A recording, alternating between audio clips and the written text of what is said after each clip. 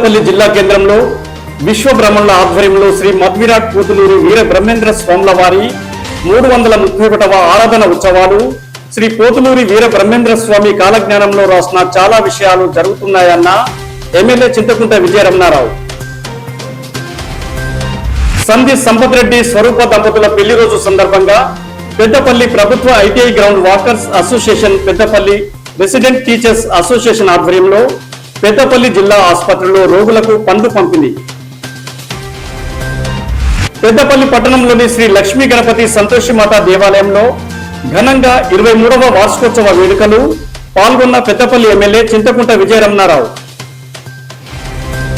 శ్రీ వాసవి కన్యగా పరమేశ్వరి జయంతి సందర్భంగా పెద్దపల్లి శివాలయంలో అభిషేకము, కుంకుమార్చనలు, ఆర్యవేశ సంఘం ఆధ్వర్యంలో జెండా చౌరస్తాలో అన్నదానం. పత్తి విత్తనాలు, ఇతర విత్తనాలను అధికృత డీలర్ల వద్దనే కొనుగోలు చేసి తప్పనిసరిగా రసీదు పొందాలని రైతులకు తెలియజేసిన పెద్దపల్లి ఏవో అలివేని.